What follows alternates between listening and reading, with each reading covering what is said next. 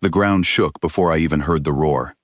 I grabbed the strap of my pack and pulled Princess Veiltra behind a broken slab of rock, her breath sharp and fast against my shoulder. Smoke drifted through the trees, where our transport had gone down minutes ago. Her guards were gone. The pilot was gone. It was just the two of us now, stranded on a moon that nobody back home had bothered to map properly. "Stay down," I said. She pulled her arm free of my grip, like my touch had burned her. "Do not command me, human." I almost laughed, but there wasn't time. Something big was moving through the tree line, snapping branches the size of my leg like they were twigs. 3 hours earlier, she had looked at me across a polished table in the embassy hall and called me weak. Not quietly either. She'd said it in front of her entire delegation, her golden eyes moving over me the way someone studies a stain on a rug. "This is what Earth sends us," she had said, tilting her head at my ordinary shoulders, my ordinary hands, my ordinary height. "No claws. No plating. No war song in your blood. It is almost sad." Her guards had laughed. I hadn't said anything back. I had learned a long time ago that when you're the newest species on the galactic stage, everyone measures you by their own yardstick, and you never win that argument with words. Now here we were, hiding behind a rock while something out there decided whether we were worth eating. The Kesh Dominion prided itself on strength. Their warriors were bred for it, layered muscle under natural armor, claws that could open a starship hull if they wanted to. Veiltra's personal guard had been 6 of the finest soldiers her house could offer. All 6 had been torn apart in less than a minute when the first creature hit our crash site. I hadn't seen it happen. I'd been thrown clear when the transport clipped a ridge and rolled twice before stopping. By the time I crawled out, dragging the princess with me because she'd hit her head, the guards were gone, and something enormous was dragging pieces of the wreck into the trees. "They were the strongest soldiers in my house," Veiltra whispered now, staring at the smoke. Her voice had lost its edge. "And it killed them like they were nothing." "Then we don't fight it the way they did," I said. She turned to look at me, and for the first time since I'd met her, there was no contempt in her face. Just fear, plain and simple, the same fear any living thing feels when it understands it might die. The creature stepped out from the trees. It was built low and wide, its hide a mottled gray-green that matched the rock around us almost perfectly. 4 eyes, no visible nose, a mouth that opened sideways instead of up and down, lined with teeth that curved inward, so nothing that went in ever came back out. It stood taller than either of us, easily, and it moved with the unhurried confidence of something that had never once lost a fight. Veiltra's hand found my arm again, this time gripping hard enough to bruise. "Don't move," I whispered. "It will kill us." "Not if we don't look like food." She didn't understand what I meant, and honestly, I wasn't sure I fully understood it myself. It was just something I knew, the way you know not to run from a dog that's decided to chase you. Running confirms your prey. Standing still asks a question the animal doesn't always know how to answer. The creature's 4 eyes moved between us. It let out a low sound, somewhere between a growl and a clicking rattle, and took 1 slow step closer. I stepped out from behind the rock. Veiltra grabbed for me and missed. "What are you doing?"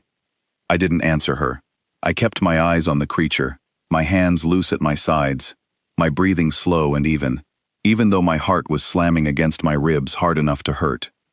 Every instinct in my body was screaming at me to run, and I ignored every single one of them, because I understood something about predators that the Kesh, for all their claws and armor, had never needed to learn.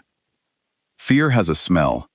Fear has a rhythm you can hear in someone's breathing, see in the way their pupils move, feel in the electric static of a body ready to bolt.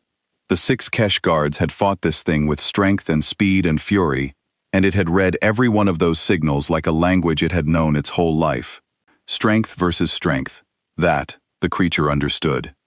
What it didn't understand was stillness. I held its gaze, 4 black eyes locked onto 2 of mine, and I didn't blink first. I didn't step back. I let my hands stay open at my sides instead of curling into fists, because a fist is a promise of violence, and violence was exactly the conversation this creature was built to win. The seconds stretched out so long they stopped feeling like seconds at all. Then the creature tilted its head, the way a bird does when it hears a sound it can't place. It took a step back. Behind me, I heard Veiltra's breath catch. The creature made that low clicking sound again, quieter this time, almost uncertain. It looked at me a moment longer, then turned, and melted back into the tree line, as silently as it had appeared, leaving nothing behind but broken branches, and the sound of my own pulse in my ears. I didn't move for another 10 seconds, just in case it was testing us. When nothing else came out of the trees, I finally let my shoulders drop and turned around. Veiltra was staring at me like she'd never seen me before in her life. "How?" she said, and stopped, like the word had cost her something to say. "How did you do that?" "I didn't do anything," I said, and my voice came out steadier than I expected. "I just didn't give it a reason to attack." "That is not an answer. That creature killed 6 of my finest warriors without slowing down. It looked at you and walked away." I sat down on the edge of the broken slab, my legs finally admitting how much they'd been shaking. "Your warriors met it with strength. It knows strength. It's fought things stronger than itself before and won, probably plenty of times, or it wouldn't still be alive out here. Strength is a contest it understands the rules to. And you offered it something it did not understand. Something like that." She sat down slowly beside me, careful to keep space between us, though not quite as much space as before. For a long moment, neither of us said anything. The forest had gone quiet again, the kind of quiet that follows danger instead of the kind that comes before it. "Earlier," she finally said, "I called you weak. I remember. I believed it. I still do not fully understand what I just watched, but I know now that I was wrong about something, even if I cannot name what it is yet. I thought about how to explain it in a way that wouldn't sound like a lecture, because that wasn't what this moment needed. Humans didn't survive by being the strongest thing on our planet. We were never the biggest, never the fastest, never the ones with the sharpest claws. For most of our history, plenty of things could have eaten us without much effort. Then how are you here at all? Because sooner or later, most predators back home learned something. We didn't panic the way prey is supposed to. We didn't run in a way that triggered the chase. We looked back. We stood our ground when it made no logical sense to. And enough of us survived those moments that it became something built into us, generation after generation. It's not strength the way your people measure it. It's something quieter, harder for a predator to read, and that unpredictability is its own kind of danger." She was quiet again, turning that over. "So when you say you did nothing, you mean you simply refused to be what it expected?" "That's most of it, yes." "That is not nothing," she said. "That is a different kind of strength, one my people have never needed to develop, because we solved our predators a different way." "Different isn't worse," I said. "It's just different." She looked at me for a long moment, and something in her expression had shifted completely from the one across that polished table hours earlier.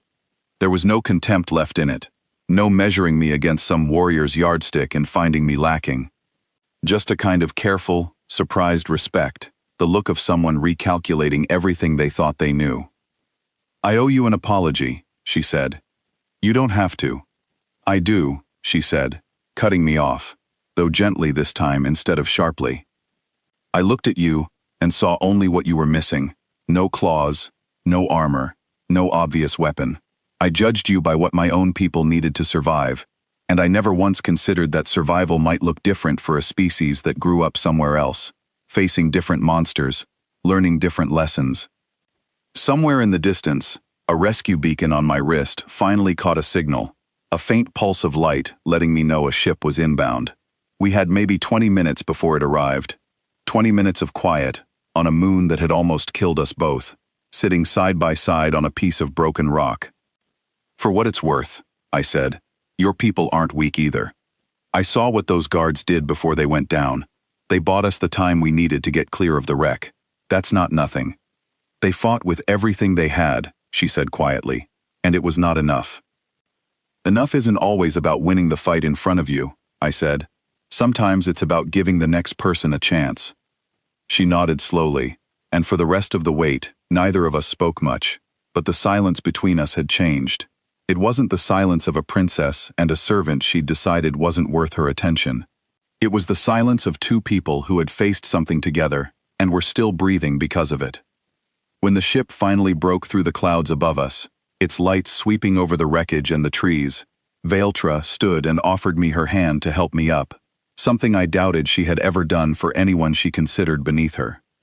"Weak," she said, almost to herself, testing the word now like it didn't fit anymore. "I do not think that is the right word for you at all." I took her hand and stood. "Most people figure that out eventually," I said, "usually right about the time the monsters do.